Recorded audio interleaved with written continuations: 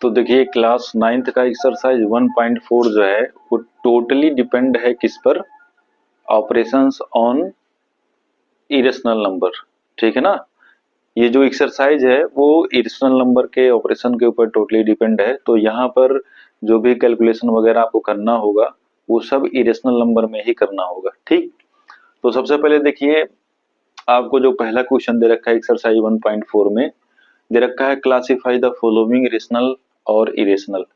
तो first question में total 5 question है और उसमें आपसे पूछा है क्लासिफाई करके बताइए कि कौन सा रेशनल नंबर है और कौन सा इरेशनल नंबर है। तो क्लासिफाई हम कब कर पाएंगे, सबसे पहले हमें ये जानना होगा कि किस नंबर को, मतलब इस पांचों में से किस नंबर को हम p बाई क्यू के फॉर्म में राइट कर सकते हैं या फिर कौन सा हमारा रेशनल नंबर है एग्जैक्ट। अब यहाँ पर दो चीजों की हेल्प आपको लेनी होगी। एक तो आपका होगा जैसे कोई नंबर रेशनल नंबर होगा तो इसका मतलब उसे हम p बाई क्यू के फॉर्म में राइट कर सकते हैं। कोई नंबर इरेशनल नंबर होगा इसका मतलब उसे हम p बाई क्यू के फॉर्म में राइट नहीं कर सकते हैं। और जो दूसरा कंसेप्ट होता है इरेशनल नंबर का वो क्या होता है, जिस भी मतलब अगर किसी नंबर का decimal expansion non terminating and non repeating होता है या फिर नॉन रिकरिंग बोला जाता है नॉन रिपीटिंग को। ठीक है ना। तो किसी भी नंबर का डेसिमल एक्सपेंशन अगर non repeating and non terminating है तो वो इरेशनल होता है। वो चीजें हम पहले पढ़ चुके हैं। अब मेन चीज ये है, एग्जाम्पल में हमने ये भी सीखा था कि जो प्राइम नंबर्स होते हैं अगर उनको रूट के अंदर राइट कर दिया जाए तो वो इरेशनल होता है। तो जाहिर सी बात है यहाँ पर बस आपको क्लासिफाई करना है, थोड़ी बहुत कैलकुलेशन करनी है और आपको बताना है कि वो नंबर रेशनल होगा कि इरेशनल। तो चलिए क्वेश्चन को सॉल्व करते हैं। अब जैसा कि आप पहला क्वेश्चन देख सकते हो 2 माइनस रूट 5। ठीक है ना। तो ये 2 है, ये तो आपका रेशनल होता है, आप सभी को पता है। लेकिन ये जो रूट 5 है, रूट 5 का मतलब जब आप इसका एक्सपेंशन करेंगे, डेसिमल एक्सपेंशन करेंगे तो कैसा आएगा, non terminating and non repeating आएगा। कहने का मतलब जो भी इसकी वैल्यू आएगी 2 पॉइंट समथिंग आएगी। ठीक है। 2 पॉइंट समथिंग आएगी तो वो आगे आती रहेगी, मतलब ना तो टर्मिनेट होगी और ना ही रिपीट होगी। अब जब 2 में से उस डेसिमल एक्सपेंशन को आप माइनस करोगे जो कि कैसा होगा, non repeating and non terminating होगा, तो कुल मिलाकर के टोटल नंबर, ये जो टोटल कैलकुलेशन होगा वो क्या बन जाएगा, non terminating and non repeating का बन जाएगा।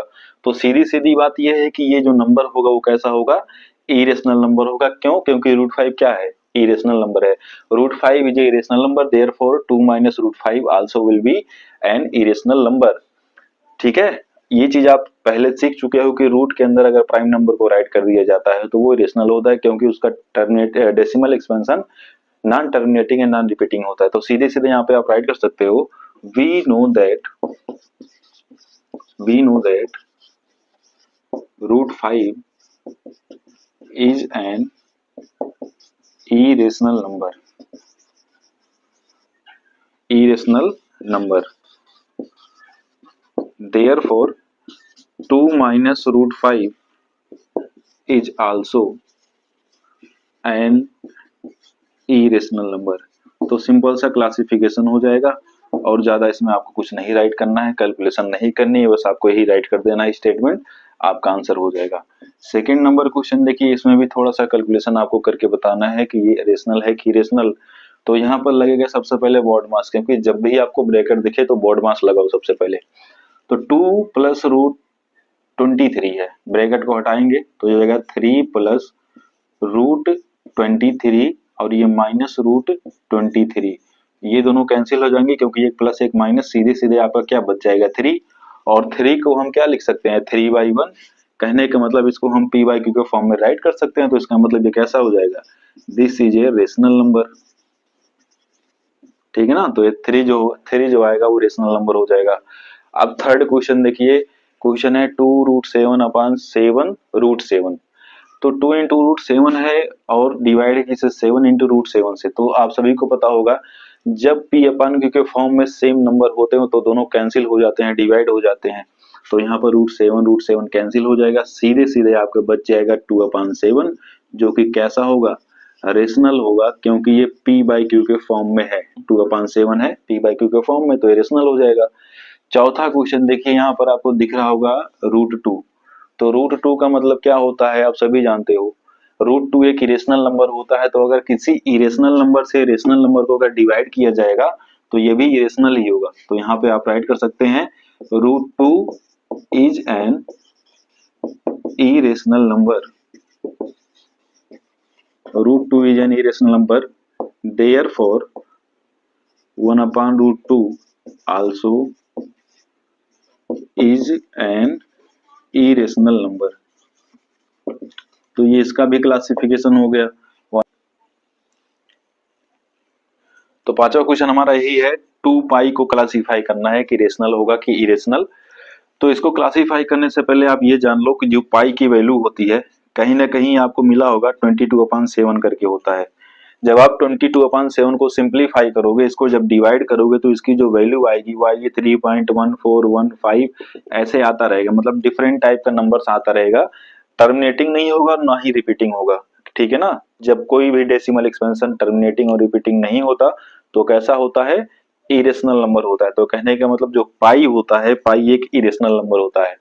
और इरेशनल नंबर को अभी जान लो, इरेशनल नंबर को किसी भी नंबर से, मतलब किसी भी रेशनल नंबर से या फिर इरेशनल नंबर के साथ जब आप कैलकुलेशन करोगे, चाहे आप एडिशन करो, चाहे मल्टीप्लिकेशन करो, चाहे सब्ट्रैक्शन करो, चाहे डिवीजन करो, तो वो हमेशा इरेशनल ही होता है। जैसे जीरो का मल्टीप्लाई किसी के साथ कर दो, जीरो हो जाता है।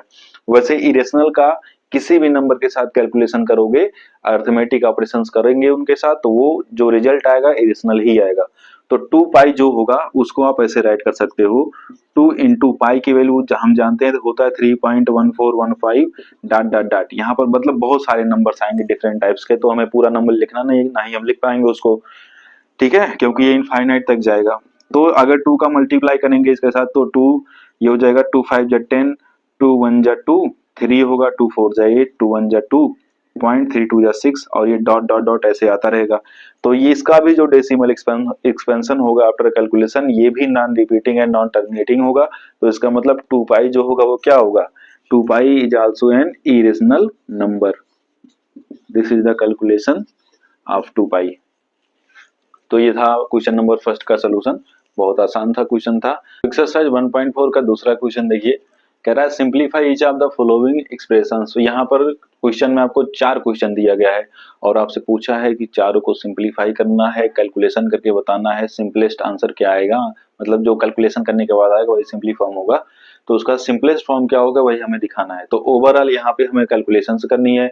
अब किसी किसी क्वेश्चन में आइडेंटिटी यूज होंगी, वो हम वहां पर लगाएंगे, जो फार्मूले होते हैं। तो कौन से फार्मूले होते हैं क्वेश्चन में हम सीखेंगे। पहला क्वेश्चन देखिए आप सभी लोग, क्वेश्चन ये है 3 + √3 इन ब्रैकेट 2 + √2। तो यहाँ पर डिस्ट्रीब्यूशन मेथड अप्लाई करेंगे हम। आप सभी को पता होगा जब ब्रैकेट, दो ब्रैकेट के बीच में कोई भी साइन ना हो तो वहां पर क्या होता है, वहां पे होता है मल्टीप्लाई। और जब ब्रैकेट हो तो वहां पे अप्लाई हो जाता है डिस्ट्रीब्यूशन मेथड, मतलब जब दोनों ब्रैकेट होते हैं। ठीक है ना। तो यहाँ पर डिस्ट्रीब्यूशन मेथड क्या होता है, जैसे हर एक एलिमेंट का, मतलब एक ब्रैकेट के हर एक नंबर का दूसरे ब्रैकेट के हर एक नंबर के साथ मल्टीप्लाई होने वाला है। We will multiply by each number. ठीक है। तो 3 से मल्टीप्लाई करेंगे दोनों में, फिर √3 से दोनों में मल्टीप्लाई करेंगे, ऐसे करके कैलकुलेशन करेंगे, लास्ट में जो आएगा वही हमारा आंसर होगा। तो चलिए इसको सिंप्लीफाई करते हैं। अब 3 का मल्टीप्लाई पूरे के साथ करना है, डिस्ट्रीब्यूट कर देना है। तो 3 का मल्टीप्लाई होगा 2 + √2 के साथ, प्लस √3 का मल्टीप्लाई ऐसे हो जाएगा सबके साथ, तो हो जाएगा √3 2 + √2। Now we will multiply by 3 in both number, that is 2 + √2। तो 3 का मल्टीप्लाई 2 से करिए, ये हो जाएगा 3 × 2 प्लस 3 का मल्टीप्लाई √2 के साथ 3 × √2 प्लस, अब √3 का 2 के साथ मल्टीप्लाई होगा तो आप इसको राइट कर सकते हो 2 × √3। √2 का मल्टीप्लाई √3 के साथ होगा तो इसको आप राइट कर लीजिए √2 × √3। ठीक है, बहुत आसान से हो गया। अब 3 का मल्टीप्लाई 2 के साथ होगा तो आप सभी को टेबल पता होगा, 3 × 2 = 6 होता है, और ये जैसे है वैसे ही रहने वाला है। 3 + √2 प्लस ये हो जाएगा 2 × √3 प्लस, अब देखिए √2 और √3 जब रूट के अंदर दो नंबर रहे और उनका मल्टीप्लीकेशन रहे तो जो नंबर्स होते हैं उनका सीधे सीधे मल्टीप्लाई कर लिया करे। तो √2 के अंदर, सॉरी रूट के अंदर 2 है, यहाँ पे 3 है, तो 3 × 2 = 6 हो जाएगा। तो ओवरऑल यहाँ पे हमें मिल जाएगा √6। अब आगे देखिए, इसमें और आगे कोई कैलकुलेशन नहीं हो सकता है क्योंकि 6 अलग है, √6 अलग है। अगर रूट ना होता तो हम इसको ऐड कर सकते थे, नहीं तो ऐसे ही छोड़ देंगे। 3 + 3 इन ब्रैकेट √2 है और 2 × √3 है, तो यहाँ पर भी कोई कैलकुलेशन नहीं होता, लाइक टर्म नहीं दिख रहा है तो यहाँ पर भी ऐड नहीं होगा, तो यही सीधे सीधे आपका आंसर हो जाएगा। यही इसका सिंपलेस्ट फॉर्म होगा और इससे ज्यादा सिंप्लीफाई नहीं करना है क्वेश्चन को। दूसरा क्वेश्चन देखिए, 3 plus root three, 3 minus root three. तो यहाँ पर एक आइडेंटिटी आपको नजर आ रही होगी जो कि होती है कौन सी, a plus b in one bracket a minus b in one bracket equal to a square minus B square, ये होता है। तो यही यहाँ पे आप अप्लाई कर दीजिए। आप ऐसे भी सिंप्लीफाई कर सकते हो डिस्ट्रीब्यूशन मेथड से, हम फार्मूला भी बता दे रहे हैं, क्योंकि जब आपको ये कंडीशन दिखे तो आप फार्मूला ही लगाया करें, बहुत जल्दी हो जाएगा क्वेश्चन। तो देखिए, इसको आप ए कंसीडर कर लीजिए, इसको बी, इसको ए, इसको बी, तो सीधे सीधे आपको मिल गया ना, ए plus B A minus B मिल गया। तो यही फार्मूला अप्लाई कर लीजिए। तो यहाँ पे ये हो जाएगा A square minus B square. Overall यहाँ पे एक बार फिर से आप राइट कर सकते हो, 3 plus root three, 3 minus root three equal to, ये हो जाएगा 3 square minus root three square. तो जब हम 3 का स्क्वायर करेंगे, आप सभी को पता होगा 3 का स्क्वायर 9 होता है, और रूट 3 का जब स्क्वायर करोगे, रूट का जब 2 बार मल्टीप्लाई होता है तो रूट हट जाता है, सीधे सीधे वही नंबर रह जाएगा। तो रूट से रूट 3 का जब 2 टाइम्स मल्टीप्लाई करेंगे तो यहाँ पे 3 बचेगा ओनली। तो लास्ट में हम क्या करेंगे, सब्ट्रैक्ट कर देंगे, 9 में से 3 जाएगा 6 आएगा। This will be our answer. बहुत आसान सा क्वेश्चन था, इसको भी हम पहले वाले क्वेश्चन की तरह कर सकते हैं, बाय फार्मूला भी आप कर सकते हो। तब कर सकते हो जब आपको ये कंडीशन दिखे ए plus B A minus B वाली। अब जैसा कि पहले में नहीं था ए plus B A minus B, अलग अलग नंबर थे, तो हमने सीधे सीधे डिस्ट्रीब्यूशन मेथड लगाया और इसमें ए और बी दिख गया सेम सेम, तो हमने आइडेंटिटी यूज करे और बहुत आसानी से हमारा आंसर आ गया। तीसरा क्वेश्चन देख लिए। तो तीसरा क्वेश्चन ये कह रहा है कि सिंप्लीफाई करना है, इसमें भी बस क्वेश्चन का फॉर्मेट चेंज है। यहाँ पे है रूट 5 प्लस रूट 2 का स्क्वायर, रूट 5 प्लस रूट 2 का स्क्वायर। आपको फार्मूला याद होना चाहिए ए प्लस बी का होल स्क्वायर, क्योंकि ये को आप रूट 5 को ए कंसीडर कर सकते हो, रूट 2 को बी कंसीडर कर सकते हो, तो बड़े आराम से आप सिंप्लीफाई कर सकते हो। तो यहाँ पे आप अज्यूम कर लीजिए root 5 equal to A and root 2 equal to B. तो यहाँ पे क्या मिल गया आपको, ए प्लस बी का होल स्क्वायर मिल गया, जो कि क्या होता है A square plus B square plus 2ab. This is the expansion of a plus b whole square. So we will apply this identity here. So this will be root 5 plus root 2 whole square equal to, as we have assumed a, root 5a and root 2 is b. So this will be root 5 square plus root 2 square plus 2 into root 5 into root 2. Now we will calculate, when we multiply root in 2 times, so root will be cancel, मतलब root हट जाएगा यहाँ से, तो 5 ही बचेगा only. तो this will B 5 plus 2 plus 2 into, अब root 5 और रूट 2 का मल्टीप्लाई करेंगे तो यहाँ पे रूट 10 हो जाएगा, 5 2 10 होता है, सीधे सीधे कैलकुलेशन कर लीजिए। 5 plus 2 will be 7 and this will be 2 into root 10। This is the solution. ठीक है, तो बहुत आसानी से हमने सिंप्लीफाई किया क्वेश्चन को। बस आइडेंटिटी हमने यूज कर दी है प्लस बी होल स्क्वायर वाली, क्योंकि यहाँ पर आप अज्यूम कर सकते हो ए एंड बी। ठीक है, यहाँ पर देखिए चौथा question, root 5 minus root 2, root 5 plus root 2 है। तो यहाँ पर भी आपको दिख रहा होगा आइडेंटिटी मिल रही है A minus B and A plus B वाली। चाहे A plus B A minus B का हो, चाहे A minus B A plus B का हो, एक ही बात है, कम्यूटेटिव प्रॉपर्टी एप्लीकेबल होती है। तो ये किसके इक्वल होता है आप सभी को पता है, A square minus B square के इक्वल होता है। अब यहाँ पर रूट 5 को आप ए एज्यूम कर लो, रूट 2 को बी एज्यूम कर लो, आगे सिंप्लीफाई कर सकते हो बड़े आराम से। तो देखो एक बार राइट कर लीजिए, root 5 minus root 2, root 5 plus root 2 equal to root 5 का whole square minus root 2 whole square. Now we will calculate root 5 into root 5, so root will be cancel, only 5 will be left। तो यहाँ पर 5 बच जाएगा और यहाँ पर root 2 का 2 टाइम्स मल्टीप्लाई करेंगे तो उसी तरीके से 2 बच जाएगा, तो यहाँ पे 5 में से 2 जाएगा 3 आएगा और यही आपका आंसर हो जाएगा। तो बहुत ही आसान क्वेश्चन था, थोड़ा सा आपके लिए नया भी था, तो घबराना नहीं है, बस आप इंट्रोडक्शन अच्छे से कवर कर लो कि इरेशनल नंबर क्या होते हैं और उनको कैसे हम जानते हैं।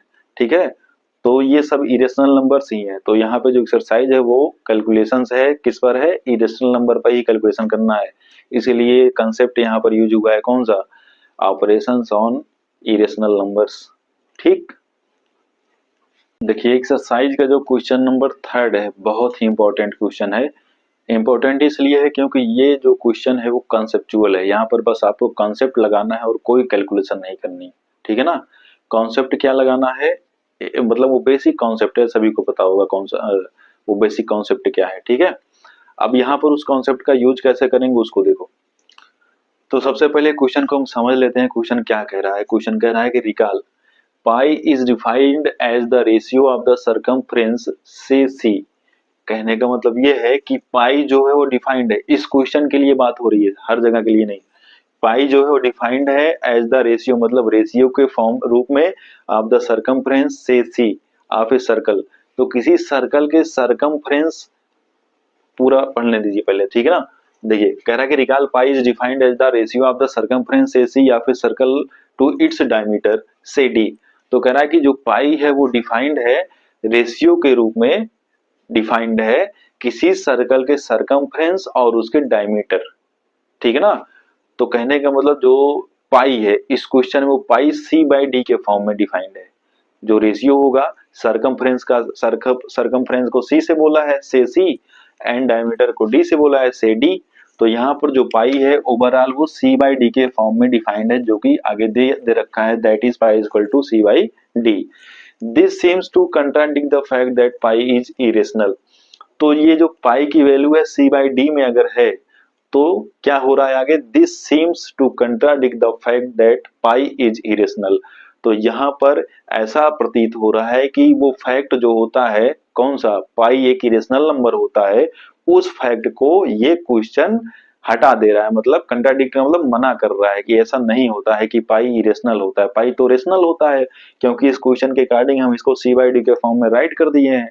तो आगे क्वेश्चन ये कह रहा है कि how will you resolve this contradiction, आप इस कंट्राडिक्शन को कैसे रिजॉल्व करोगे, मतलब ये जो झूठी बात इसमें कही गई है क्वेश्चन में उसको आप सही कैसे बताओगे। अब वो झूठी बात कौन सी है एक बार फिर से जान लीजिए। क्वेश्चन में बोला है कि जो पाई है वो किसी सर्कल के सरकमफ्रेंस और उसके डायमीटर के रेशियो के फॉर्म में डिफाइंड है, that is pi equal to C by D. तो अगर पाई सी बाई डी के फॉर्म में डिफाइंड है तो जाहिर सी बात है पाई क्या हो जाएगा, सी बाई डी कहो चाहे आप पी बाई क्यू कहो, एक ही बात हुई। पी बाई क्यू के फॉर्म में अगर कोई नंबर होता है तो रेशनल होता है, और हम सभी जानते हैं कि पाई की जो वैल्यू होती है वो क्या होती है 3.1415, ऐसे ऐसे आती रहती है, ना ही टर्मिनेट होती है और ना ही रिपीट होती है। तो ओवरऑल पाई हमारा इरेशनल नंबर ही होता है। लेकिन क्वेश्चन में अगर आप सी बाई डी के फॉर्म में इसको रिप्रेजेंट कर रहे हो तो ये तो इरेशनल हो जाएगा। तो ये इस फैक्ट को कंट्राडिक्ट कर रहा है कि पाई इरेशनल होता है। तो आपको उसी चीज को यहाँ पे बताना है, उसी चीज को रिजॉल्व करके बताना है, उसी कंट्राडिक्शन को, कि पाई तो रेशनल होता है बट यहाँ पे क्वेश्चन में इरेशनल जो दे रखा है वो गलत दे रखा है। ठीक है ना, तो हम रिजॉल्व करेंगे कंट्राडिक्शन को, बहुत ही आसान है, स्टेटमेंट ही लिखना है यहाँ पर और कुछ नहीं करना। देखिए एक चीज आप सोचिए, सबसे पहले जब आप किसी चीज को स्केल से मेजर करते हो, जैसे मान लो जो सरकमफ्रेंस होगा सर्कल का जो क्वेश्चन में दे रखा है, सपोज कर लो ये सेंटर हो जाएगा वो। अब इस सरकमफ्रेंस को तो हम मेजर करेंगे ना, स्केल से कर सकते हैं मेजर। तो जब हम स्केल से मेजर करेंगे तो अप्रोक्सीमेट कोई ना कोई वैल्यू आएगी जो कि रेशनल वैल्यू होगी, जो रेशनल नंबर होगी। ठीक है ना, जब आप मेजर करोगे, जब मान लो इसका जो सरकमफ्रेंस होगा 5 सेंटीमीटर का आ जाएगा, 10 सेंटीमीटर का, डेसिमल में कुछ ना कुछ आएगा लेकिन टर्मिनेटिंग ही होगा, नॉन टर्मिनेटिंग नहीं होगा। तो अगर टर्मिनेटिंग होगा तो जाहिर सी बात है वो रेशनल ही होगा। तो सी तो यहाँ पे रेशनल हो गया। अब डी क्या होता है, डी को जब आप मेजर करोगे, जैसे डायमीटर जो होता है, डायमीटर क्या होता है, सरकमफ्रेंस के 2 पॉइंट्स को ज्वाइन करने वाला जो लाइन सेगमेंट होता है, लॉन्गेस्ट कॉर्ड जो होती है वही हमारी होती है डायमीटर। तो डायमीटर भी कहीं ना कहीं एक रेशनल नंबर ही होता है। और हम ये चीज जानते हैं कि जो पाई होता है वो क्या होता है, पाई इरेशनल नंबर होता है। तो हम कभी भी पाई को सी बाई डी के फॉर्म में नहीं राइट कर सकते हैं। मतलब ये हुआ कि ये जो क्वेश्चन में दे रखा है बिल्कुल गलत दे रखा है। तो यहाँ पे आप राइट कर सकते हो, इसको इरेज कर दे रहा हूं मैं, यहाँ पे सोल्यूशन में आप राइट कर सकते हो, we know that we know that we can measure circumference and diameter using scale। ठीक, स्केल का यूज करके हम सरकमफ्रेंस और डायमीटर को मेजर कर सकते हैं। यहां पर आगे राइट कर लीजिए, after measurement we find that circumference को C से मैं राइट कर दे रहा हूं। we can after measurement we find that C and D is a rational number। ठीक है, C और D एक रेशनल नंबर होता है। जब मेजरमेंट करेंगे स्केल से तो कोई ना कोई वैल्यू आएगी, जैसे 2 सेंटीमीटर हो गया, 10 हो गया, 50, कुछ भी हो सकता है, रेशनल नंबर ही आएगा। तो जो रेशनल नंबर का जो रेशियो होगा वो भी रेशनल ही होगा। लेकिन हम ये जानते हैं कि जो पाई होता है वो क्या होता है, पाई एक इरेशनल होता है। तो कभी भी आप किसी इरेशनल नंबर को रेशनल नंबर के इक्वल नहीं राइट कर सकते हो। इसीलिए यहाँ पे ये चीज गलत है कि जो पाई हो C/D के फॉर्म में, ये कभी भी नहीं हो सकता। ठीक है, तो यहाँ पे हमने राइट कर दिया, after measurement we find that C and D is a rational number. C and D rational number है, तो रेशनल नंबर होगा तो हम कभी भी पाई को C/D के फॉर्म में नहीं राइट कर सकते हैं। And we also no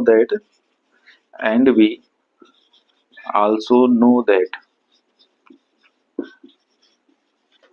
pi is an irrational number. हम ये जानते हैं कि पाई इरेशनल नंबर होता है, तो यहां पर क्या हो जाएगा, hence pi never will be equal to C/D। ठीक है ना, तो पाई भी कभी भी C/D के इक्वल नहीं हो सकता। इसको आप राइट कर सकते हैं, pi does not equal to C/D। तो ये आपका आंसर हो जाएगा, ये आपका कंट्राडिक्शन का सॉल्यूशन हो जाएगा कि जो ये पाई यहाँ पे तो क्वेश्चन के अकॉर्डिंग दिख रहा था कि पाई इरेशनल नहीं है। ठीक है, लेकिन पाई हमेशा इरेशनल ही होता है। इसीलिए यहाँ पे लास्ट में मैंने राइट कर दिया, pi does not equal to C/D। तो ये सोल्यूशन था इसका, थोड़ा सा कॉम्प्लिकेटेड है, ध्यान से समझना है, बेसिक चीजें इसमें।